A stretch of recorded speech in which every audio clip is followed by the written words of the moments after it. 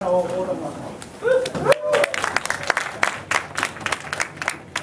opening garment, you have KDS A. On the opening opposition, you have ICU A. On the closing garment, you have WAD A. On the closing opposition, Nanzan A.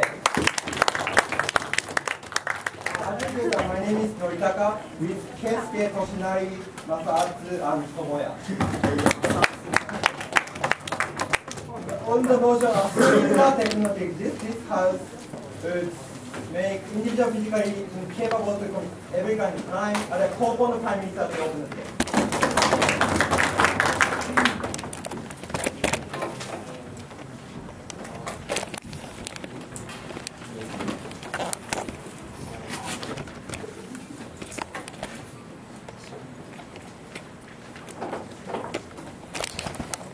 Mr. Speaker, let's be clear about the context in which we're talking, in which this debate will occur. We're talking in a context in a society where preventive measures are very hard to come by, where we have limited resources for society, where people prefer to have their society use limited resources and the money more for pensions, more for welfare, more for education of their children over the police force, right? Because they prefer and they feel that the pension and welfare is something that personally affects them in comparison to the police and crime, which they don't really feel is something that personally affects themselves, right? It's creating a situation of police dysfunction, you have vigilante actions happening, you have even jails in the United States overflowing with criminals, failing to rehabilitate them, leading to second-hand crime, and so on and so forth. That's the context in a society where this debate occurs. So what is our proposal? We think it's an assuming motion, so we think there are certain things where it's reasonable to assume things, right? Number one, we think it's reasonable to assume we have this awesome technology that can do this, and we don't think this debate is about malfunction of technology and so on and so forth, right? We don't care about that fact.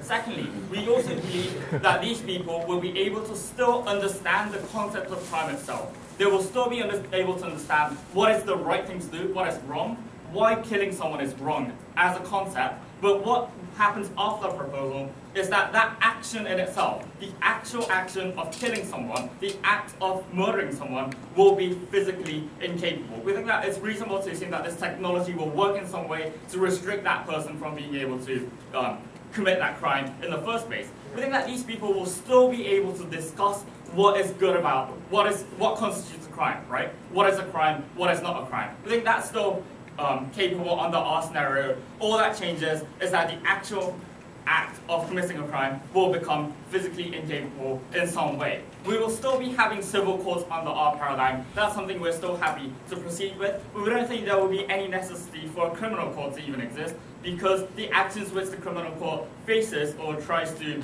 solve will not even happen in the first place. I think that's a clear setup coming from an opening government, and that's something we're proud of. Alright, so secondly, we need to understand crime as a concept and why it's still important that people recognize the crime and what's wrong and what's bad, right? We think that governments to a certain degree have a responsibility to set the moral boundaries of a society, to set that boundary to say, this is something which is reasonable to do as a human being, but these are stuff that you cannot do as a concept, right? Because you know what's bad, because you know what's good, because you have that parallel in society as a concept, people will then know which side to go for. People will have a moral boundary to abide by and then go for the good actions and so on and so forth, right? Being productive within society. I think that the comparison is this. We agree to a certain extent that this moral boundary will also exist under that paradigm as well. The big difference is under our side, even if people understand what a murder is, what raping people is, that will just simply will not happen. Those actions will not happen. There will not be any victims of these heinous crimes. We think that's beneficial from our side of the house. Under their side, taking their best case scenario, we're happy to assume you could probably reduce the amount of these crimes happening to a certain extent, but when you consider a certain amount of crime still happening with individual victims coming up, we think that individual victims still are something that needs to be protected compared to our side where you have 0 victims. I think that's a better scenario to live in. We need to understand preventive measures and even aftercare measures are never enough for the victims and the harms that is being done by the crimes, right? Because the harms of these crimes are never, ever restored. When you consider a woman who has been raped in his 20s, even when she grows up to become an 80-year-old grandma, she's still going to have that flashback of moments when she goes to bed at night, when she turns off the bedroom light, when she's alone in her room, or when it's all black. She's going to be reminding herself of that night when she was young, of that man that stalked her through the dark alleyways and then raped her, right? We think that assault is the same. When you have cases of like your husband being murdered by a knife, there's actual instances where the wife themselves cannot really take up a knife and start cooking, because that instance of cutting something, even fresh meat, fresh chicken, or even fresh sashimi, right? It still reminds them of that action that happened to that individual husband. Even if you get paid lots of money, even if that criminal gets put in jail for the rest of her life, that still does not solve anything on the personal matter of that person. Compensation, criminal sanctions are never enough, and when you consider the harms of the victims, we need to understand that these are people that need to be protected. Why is that? It's because these people are innocent bystanders. These are individual people like you and me, right? These are people who do not deserve this kind of harm coming onto them and this kind of trauma haunting them for the rest of their lives. For 20, 30 years, it's going to haunt them forever, reminding them every single night of that day where they got harmed, right? It's a matter of lottery who gets hurt, who gets a victim, who becomes a victim. And therefore, when you consider that preventive measures don't really work in those instances, and because these victims are unable to know whether they're going to be in a situation of a crime or not, where the crime comes looking for them, not the other way around, and where there is no effective way for that person to escape the crime in itself, we think it's important that the government tries to be proactive instead of preventive, instead of being the opposite of proactive. I'll take a POI if there's any. Okay, yeah, I've got a brilliant 6 minutes. Okay. So, finally, I'm going to end up by talking about the concept of crime in the first place. We need to consider crimes as two aspects. Number one, crime is an action against an individual, as I mentioned, and also it's a crime against society in general as well. So firstly, the level of the individual. It gives that victim enormous stress, and also on a mental level, and also on a physical level, the actual wounds of that harm in itself, right? And the mentalness of that stress is something I told you already about, how people do not have how people have a right to not be harmed by other people, how people have a right to not be traumatized by these effects, but moreover on a physical level as well, people have human rights where they should be able to live that everyday life without being harmed. But against society as well, right? It's an action that breaks the law. But the law is a rule decided by the government, by the elected officials, which the people have entrusted power to. These are the rules and the values of that society, and it's something the society in general have agreed to, and it's that concept of crime which people agree to and buy into, right? Therefore, when you consider that crime is an action against individuals which haunts them forever, and also an action against society, which the society has a general consensus of that being bad, I think it's better in that scenario when you can prevent them from even happening. Thank you very much, Fish. To open the opening opposition, I'd like to call on the leader of the opposition.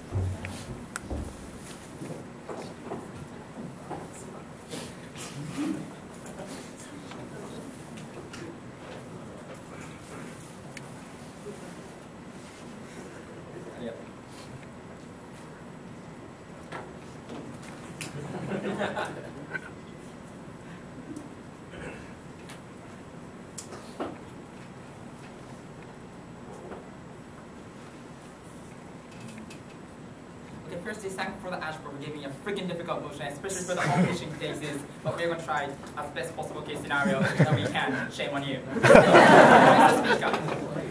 we agree in general to the ideas of opening government that it is important to make people realize that crime are bad things and sort of focus and we should deter people to do it. But what they haven't felt from the opening government is when both sides assume that this sort of measure is feasible, why we have to actually prevent all kind of crime which is happening within our societies, right? Yeah. We agree that there are some crime which society should never actually wish to happen, but we think when we talk about the specific target of the people who are going to commit a crime anyway, who are actually going to do whatever they want, regardless of what the government says, and we think there are some scenarios in the utility that maybe people, if regarding the target of those people, should actually commit a crime so that we can actually catch those people and put those people in prison for a better society and long future, rather than not punishing those people and making those people have a horrible malicious intention which is going to give a pernicious influence throughout societies. We think, based on a comparison, there are scenarios where we sometimes think crimes may happen because that is going to give a better utilities.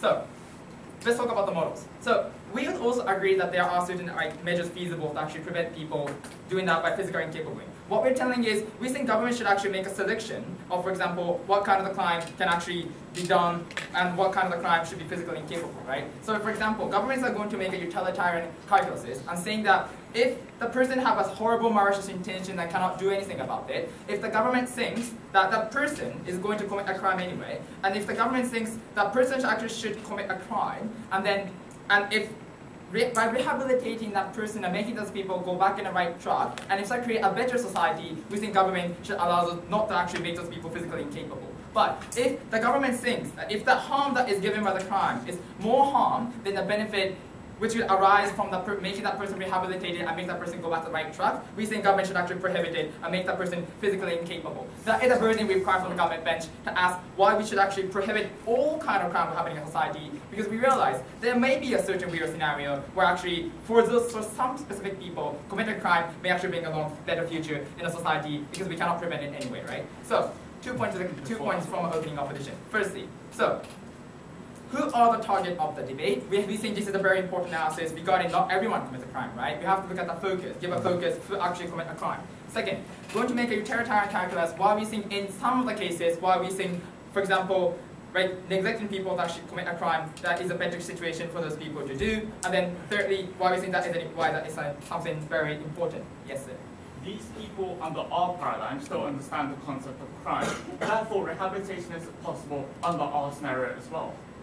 2 responses. Firstly, you were the one who told that this budget problem actually exists and it's not possible to actually make those, for example, all this scenario of actually teaching those people why moral education doesn't function. Second, there are people, regardless of any moral education, who actually commit a crime. We don't think anyone can actually deter that. And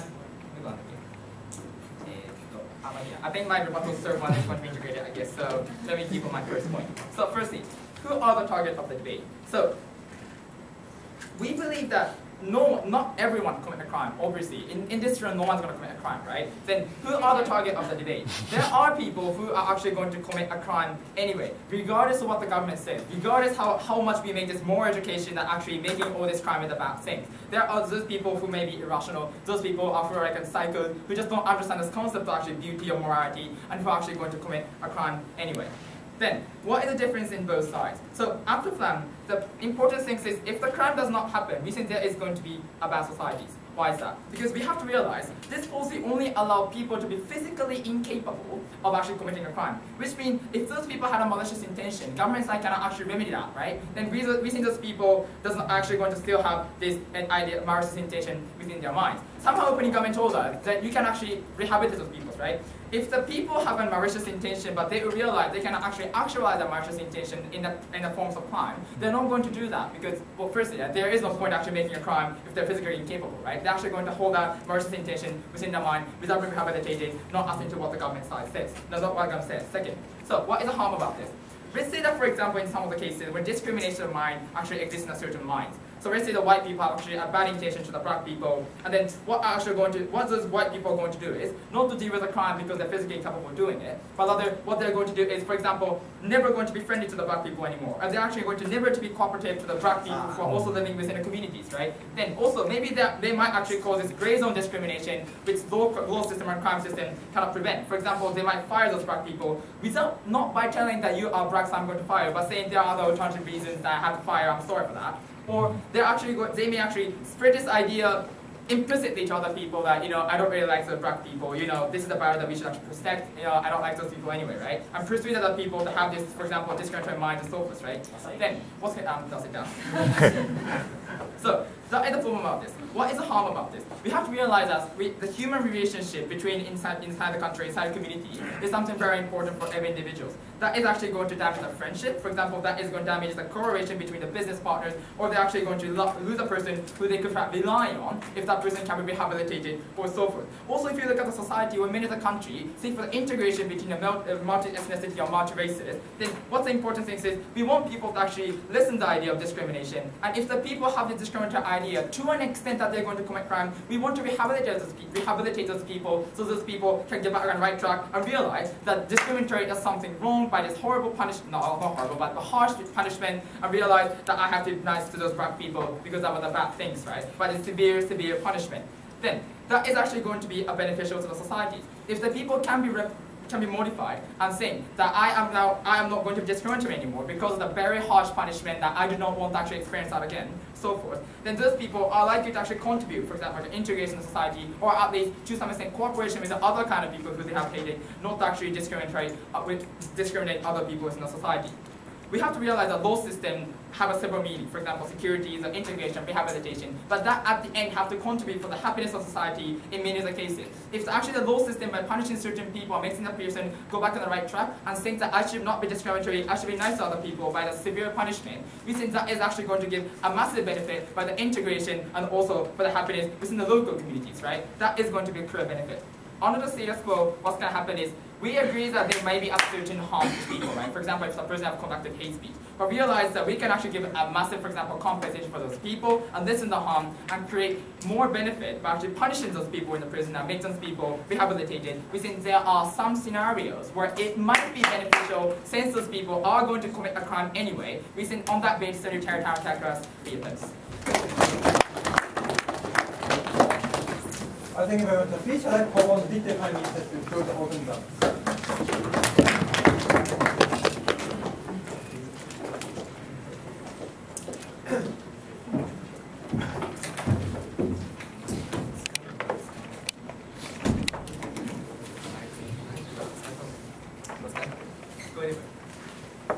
Dearly beloved, Mr. Speaker, ladies and gentlemen, why we need to apply this technology to all crimes? Because any crime involves victims. There are people who just happen to be there. They don't deserve any harm, but just because of the matter of lottery, they somewhat get involved in crimes. They receive the harms that they don't deserve. Mr. Speaker, that's why preventive measure is always too late. In order to, in order for them to win the debate, they can't just provide a sneaky model to selectively apply model, because they principally consider the protection of victims is something that's very important. That's why we are proud to oppose the motion. First of all, about the sneaky model that they provided, the selection of application of this technology, I'm going to give you some sneaky refutation. They assume that administration or government selectively chooses, which means that there's some political interest the government has. For example, some rich people conducting lobby activity, what if politicians commit crimes, just like executive pardons, those who have connection with government officials or military officers, those people are able to circumvent punishment if the administration selects when to apply these technologies. I think they are committing suicide. Because their model is obviously dysfunctional because of these reasons. Several rebuttals to the previous speaker. First of all, there are some people who are so irrational that they have some sort of discriminatory thought inside. My question is, how can you change those people under your paradigm? These people get worse when these people go to prisons, because prisons are so dysfunctional in the status quo. As my partner contextualized the debate, there's no enough financial resources to improve the quality of a prison. That's why in the status quo, the prison is full of drug, full of violence, Mr. Speaker. Usually, after releasing, these prison is called University of Crimes. Usually people learn how to commit crimes inside the prison, then commit more serious crimes after releasing. Right? This is what is happening in the status quo. We can remove all this corruptive process by taking this proposal, because no one can commit crimes in the first place. Therefore, our proposal is much better to deal with these kind of most radical types of people in the world. No, thank you. Second of all, there are some people who have bad intention, malicious intention, or malicious ideologies. But we can't prosecute thought crimes, Mr. Speaker. It's very it's already allowed for you to have any thought inside you unless you don't commit actual outcomes, right? The criminal prosecution always requires outcomes or result, not just intention, right? That's why, even if I want to kill someone that I really hate, I don't release the name of that person. But if I don't kill, then I don't get prosecuted in the first place, right? They are a hidden premise of their side of the house is they can prosecute thought crimes under their principle. That's fundamentally against the current context of libertarian government regime, Mr. Speaker. They're living in the world of 1984 of George Orwell, I think. Maybe tax obvious. Thirdly, even if there are some people who are so crazy, so malicious, we believe social sanction can minimize these people's intention, or social sanction can work to rehabilitate these people to some extent. I will take you now if you have any. Okay, you told us prison is dysfunctional because there are too many people. We on opposition are also going to limit certain number of people, and all the allocation can be focused onto the other type of people, so we don't think that call action. That's going to be selected by administration, as I told you, Mr. Speaker. That's why their sneaky model just doesn't function in the first place. I think you are committing suicide too. Right? What do you mean by saying social sanction?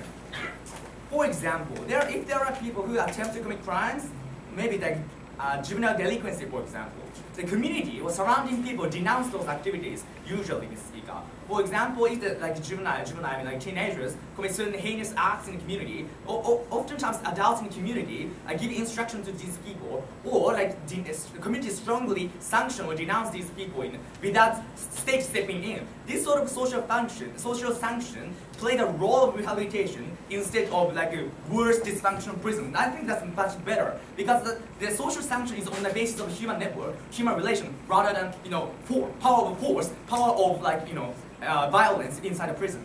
I think that's a much better way for rehabilitation. Finally, about the current mechanism of court system, I assume that they would talk about court mechanism, but they didn't. So I will talk about it. Okay. Okay, so why do we have independently elected judiciary to apply laws that are set by an entirely separate body, the government? One, because it involves victims. Two, because in a court mechanism, one, the rich people can hire good lawyers to win their case. Sometimes juries in favor of white majoritarian people. Thirdly, the police have sometimes malicious connection with judges, Mr. Speaker. That's why current court mechanism is already corrupted.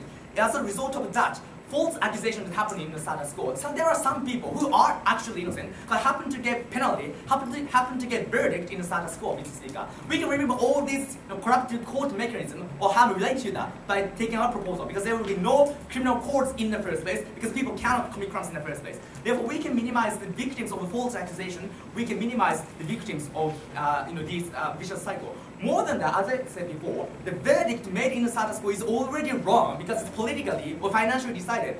But the problem is, on the basis of wrong precedents, the future judges make next verdict and next sentences. This vicious cycle, on the basis of wrong precedents, is now structurally perpetuated in the status quo. Therefore, any application of criminal justice system in any point of time is already wrong in the status quo, right? Because the mechanism of verdict itself is wrong, which is financially decided. We can remember all these less accountable process of judiciary, and we can just efficiently minimize this crimes, and that's why we believe security should be overridden accountability in this particular context of limited financial resources. And that's why we are happy to approach. Thank you. All right, thank you very much for the speech. To open the opening half of the Coupon Safety Lead-Up.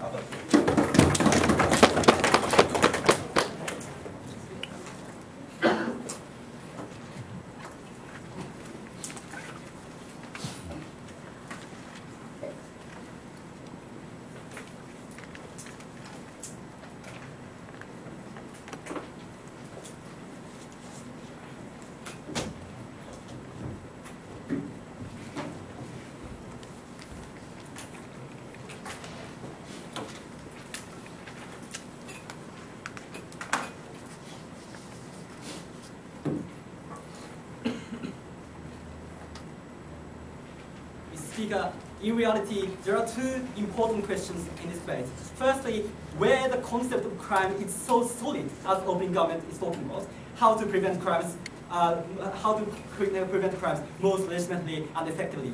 And the second thing is where the concept of crime is not so solid, how do we check legitimate and illegitimate crimes? The first is open government contention, to which Hiro has presented good response and counter principle of rehabilitation and so on and so forth. And second is what I'm going to talk about in my speech from now on, which will be lost in the government's paradigm. So the reason why we do it selectively, even under our paradigm as a model, is because each crime can have each specific way to deal with, right? So that is why it is reasonable to give incapacitating sex on the rapist, for example, right? But if we stop emergence of all criminal action, that will incapacitate improvement of justice. That is the stance that I'm going to follow in my speech. Firstly, I'm going to start with constructive points in my speech, right? And then I will move on to summary and responding to the open government. So firstly, constructive point. Why this proposal eliminates emergence of potentially legitimate social conduct such as abortion where prohibited, or civil disobedience, for example.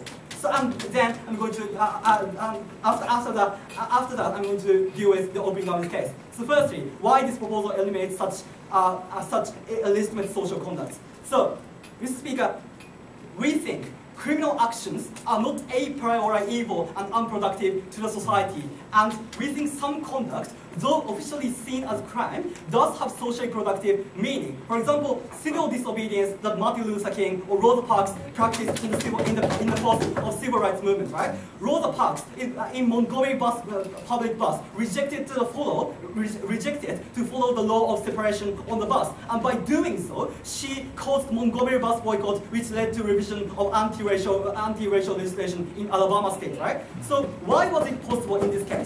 It is because she understood it was illegitimate social construction of crime, right? And she noticed criminality isn't equivalent to social evil, and by opposing that crime, by committing crime, she noticed that she can revise illegitimate crimes, right? So we think in this term, we have in the open option very different idea of what crime is compared with open government, right? Mr. Speaker, crime is socially constructed, and we don't know conduct called crime is really the first legitimate standard to regulate our action, right? So we think revision of illegitimate law was possible because individuals were able to commit crime, right? And we think conduct called crime should not be the legitimate standard to regulate our action, to stop our action. We shouldn't be stopped to do such action in order to revise illegitimate law that is inherent in criminal law in the first place.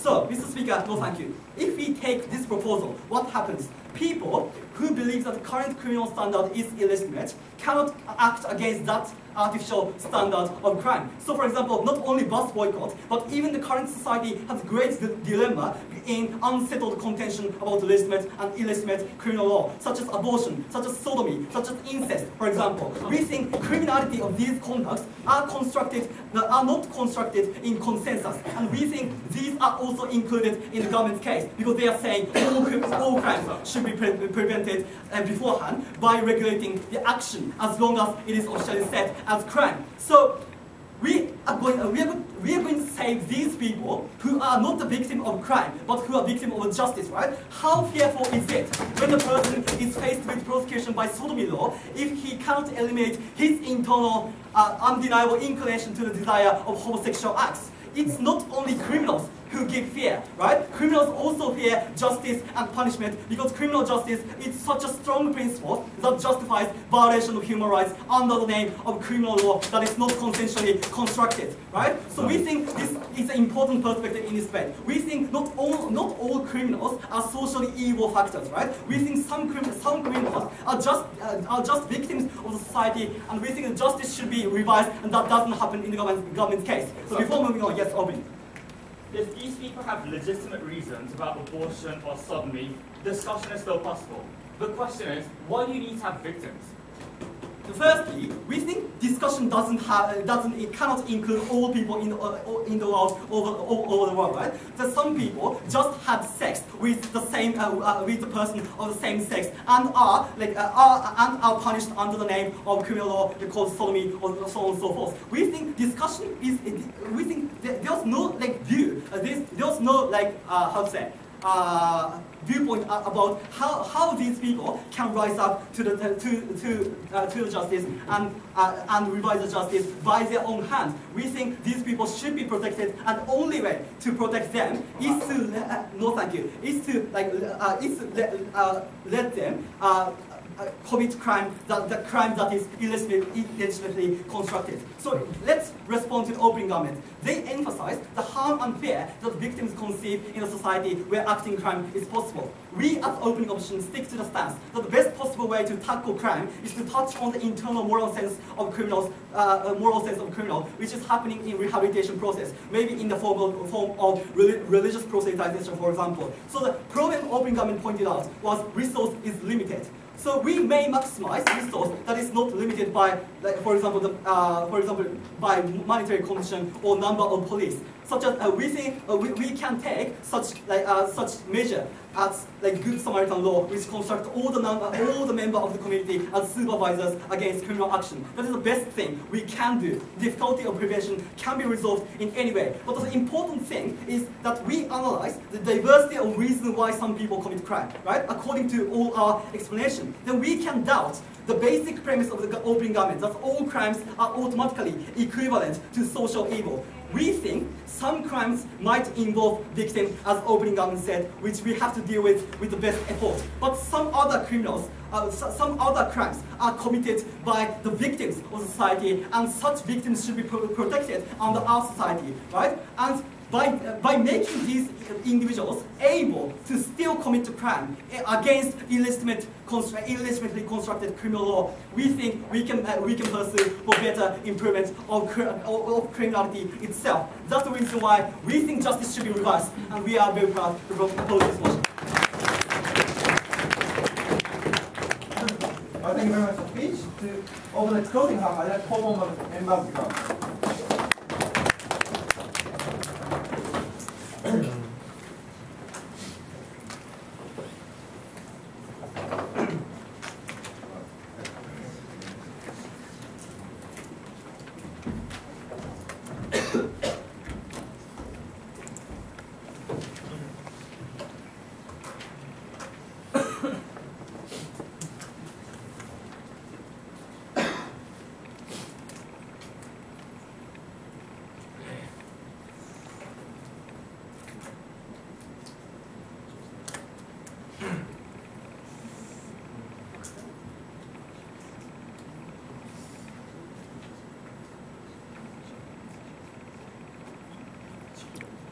Ladies and gentlemen, closing government agreed with opening opposition to some extent.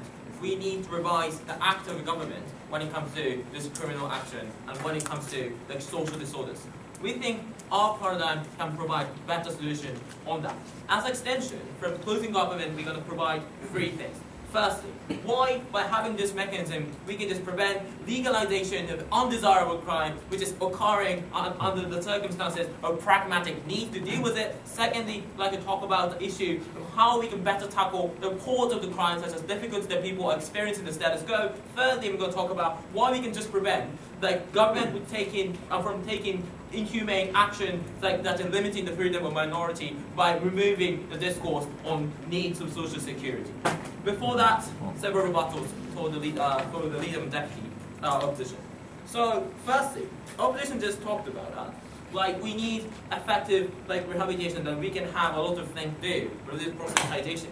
Two responses. Firstly, as opening government has said, this is not how much we can do it. It's as long as there's a certain number of people who can't fully rehabilitate under the current situation, it's just really hard thing. Even though there's a religious proselytization, but how can you say a Jewish guy just kill 100 Palestinians, can suddenly be nice people after having little chats with religious leaders can speak up? Because it's a historically accumulated hatred towards this minority that is not happening under this scenario. We think we need to remove it it but before they commit the crime, because we can't fully rely on that. Secondly, tax law, this point they raised quite a good point, saying it's like sometimes some crimes are necessary and legitimate, like civil disobedience, sodomy, stuff like that. One, Mr. Speaker, okay, but it always subjective, like in the reference to time, maybe time to time we have different definition of crime, like in the status quo. For example, like you know, in 19th century, like producing like chemical pollution due to like manufacturing was okay because it rather encouraged, you know, to stimulate the economy. But now we have an environmental issue going on. We have strict regulation prohibition due to the criminal sanction. Mr. Speaker, it can be changed by time to the time where the norm is going to be different. Mr. Speaker, but at the moment we have the clear harm by having the limitation of the choices, such as when abortion is currently prohibited and regarded as a crime, some women have to bear children undesirably. It's going to create the massive criticism towards the government. It's going to stimulate the discourse without having criminal charge, without having victims in the first place. We think that on our side of the house can still have legitimate discourse to criticize the government, even though the movement is going to start really slowly, but we can have said the movement should change it. Mr. Speaker, no. And more than that, when it comes to like, you know, small minority treated really horribly, we can maybe, these people can go to the court and bring the issue, and they, you know, they can question on constitutionality of this issue. There should be some sort of agency to deal with that. Secondly, more important, this serious problem is, under opposition's problem, government will select the crime, Mr. Speaker. The government would define the crime. In this situation, when minorities being oppressed, government is more likely to capitalize on this situation because these people are for and swayed by opinion or majority. They're actually hindering their point under their own model, which is problematic. Moving on to my extensions. So, legalization of undesirable crime, why is horrible? Drug, alcohol, legal gun trade, organ trade, this is clearly harmful to you. We have a lot of debate about you actually analyze a lot of harm in it, right? But because we can't physically stop those people from committing crime right now, even though we have awesome law, so we need to crack down the black market. We have harmonization for those purposes. Sometimes we need to legalize those kind of acts. At the moment, like in the United States, they used to ban the use of alcohol, but when it comes to the massive illegal consumption of alcohol, they just decided to legalize it. The same thing happened in the context of marijuana, and same thing in the context happening in the concept of gun trade, Mr. Speaker. We clearly see that heinous nature of this conduct and heinous sin with regards to this conduct. But the principal reason is conceded by the fact that pragmatic reason is actually there, and we have no justification why this pragmatic reason will override this principal justification of the justice to begin with. By actually removing this physical incapacity to deal with pragmatic need, Mr. Speaker, we can purely exercise the belief that society actually wants, purely exercise the belief that we hate and we think the organ trade, gun trade is fundamentally harmful. We think this is a really unique extension because by limiting the physical exercise of the crime, we can uniquely achieve this legislation which is consistent to the belief of the community. We think it's essentially important. Second point, why we can better tackle the cause of this crime. So, in the status quo, when people are starved, they're gonna go to shop and then eat some bread with it. Or when they're poor, they're gonna go to organizing crime community and get some money in exchange for drug trading, Mr. Speaker.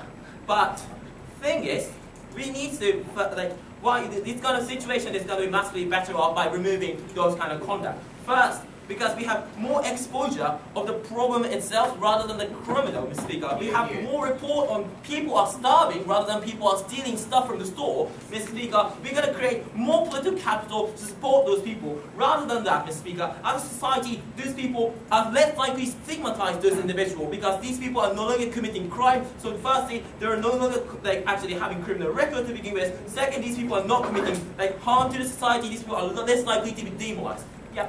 What is more, if the government has been so unable to provide for its people that it's starving, what are its incentives? To hide the fact that there are poor people, or to break down that kind of... No, we're not going to hide it. We're going to confront it, Mr. Speaker. In the status quo, you guys are hiding it for the fact that you highlight the crime with overwhelming image of a bad thing. It's associated with those individuals, even though the poverty itself has nothing to do with it, Mr. Speaker. We're going to rather make the society sympathize with those situations because purely the problem itself maybe related to the crime will be discussed. This is essentially important when it comes to dealing with issue of the crime, because we can protect those people who are genuinely committing crime due to this, difficulties people have. Last point. Inhumane stuff. When it comes to terrorism and massive crime, we often have discussion about trade-off, humanity and social order, right? There's sometimes social order wins. That's why we have Guantanamo Bay, racial profiling. Sometimes we limit the freedom of those individuals who might be suspect to a terrorist or other people we speak of. It's essentially harmful by removing the strong discourse of social order, because we can protect social order by limiting those physical acts and removing the physical act. We can purely focus on humanitarian protection. We can actually have less discriminatory government towards the minority. So our side of the house is clearly show we can take the justice and we can show clear, consistent exercise of the law by this mechanism. We're very proud to propose. Thank you very much. Speech to the call on member of the opposition.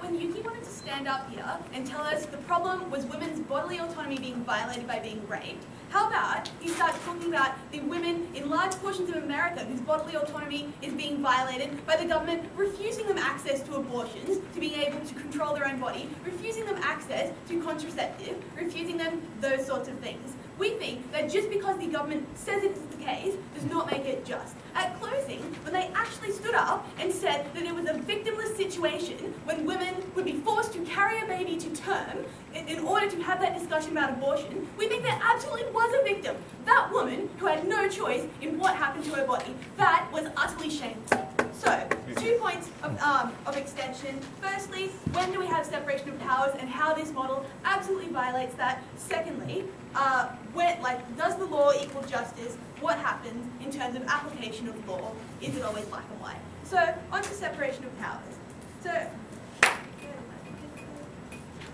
So let's start talking about how the system works. The government bench wanted to tell us that voting was enough, that discussion was enough to be able to decide when and where justice was happening. 2 reasons why that isn't the case. Firstly, because government does not always act in the best interest of people for every situation. Law made does not always equal justice in every kind of situation. But secondly, the law is not always the best law, and the way to be shown that it is not the best law is to show someone breaking it in a way that shows benefits or protects that person in some kind of way. That has been historically proven. When Rosa Parks broke segregation policy by sitting in the front seat of the bus, that was a direct challenge that brought limelight to that. We are happy to have martyrs on this side of the house. They are happy to have people oppressed. So, the next the next thing that came out in Mitsushi's speech was talking about corruption and how on our side we don't get justice because people can get expensive lawyers and take them to and help them win in court, or people like the police can be corrupt. If that is the case, I beg of the government, why can't the government also be corrupt? Why can't the government, as is actually the case, subject to the power of lobby groups who fund their political campaigns year after year? These people have the most power. Under your side, the government sets the law and also sets when that law is applied. Under our side, we have a government setting a law and then the judiciary deciding when it is that law actually applies specific to that situation. We get more accountability because we have 2 levels. You have 1. So, sure.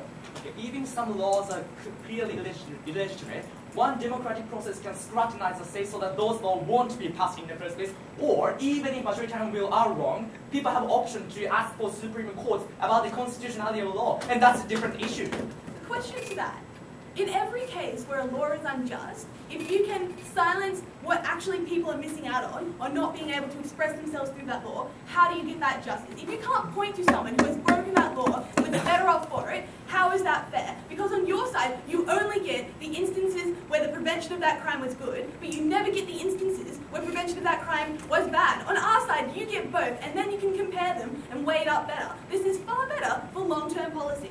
So, on to why do we have the separation of powers in the first place? Because even if, like, the government tried to tell us that the government generally says, like, laws that are fine and that discussion is fine. We think that it has been shown through precedent that governments don't always set the best kinds of laws for people.